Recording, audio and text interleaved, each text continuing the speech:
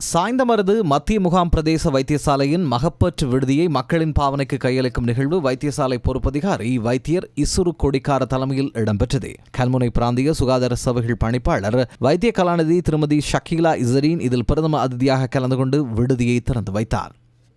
மட்டக்களப்பு போதனா வைத்தியசாலையின் இரத்த வங்கியில் நிலவும் இரத்த தேவையினை நிவர்த்தி செய்யும் பொருட்டு பழுகாமத்தில் இன்று இரத்த தான முகாம் ஒன்று இடம்பெற்றது. பழுகாமம் இந்து கலாசார மன்றத்தின் ஏற்பாட்டில் மட்டக்களப்பு போதனா வைத்தியசாலையின் வைத்தியர் ஆர் ரஞ்சிதா தலைமையில் இரத்த தான முகாம் இடம்பெற்றது.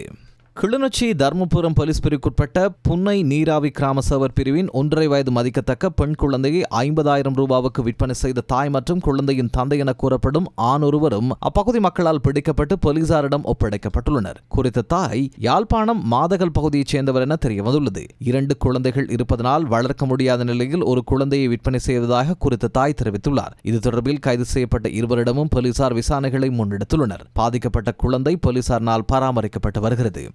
மூதூர் போலீஸ் பிரிவில் சட்டவிரோத மணல் அகழ்வில் ஈடுபட்ட வாகனங்கள் பறிமுதல் செய்யப்பட்டுள்ளதோடு அதன் சாரதிகளும் கைது செய்யப்பட்டுள்ளதாக மூதூர் போலீசார் தெரிவித்தனர். பரவிப்பாஞ்சான் பகுதியில் வைத்தே குறித்த 4 உளவு இயந்திரங்களும் அதன் சாரதிகளும் கைது செய்யப்பட்டுள்ளனர்.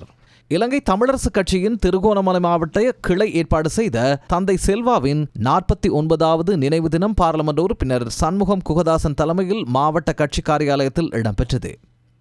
இதேவேளை தந்தை செல்வாவின் 49வது நினைவு தின நிகழ்வு இன்று மட்டக்களப்பில் இடம்பெற்றது. தமிழரசு கட்சியின் வாலிப முன்னணியின் ஏற்பாட்டில் வந்தாறுமூலையில் இடம்பெற்ற நிகழ்வில் பாராளுமன்ற உறுப்பினர்களான ரா சாணக்கியன், ஞா ஸ்ரீநேசன், இ ஸ்ரீநாத் உள்ளிட்ட பலர் கலந்து கொண்டனர். இரத்த தான நிகழ்வும் இடம்பெற்றது.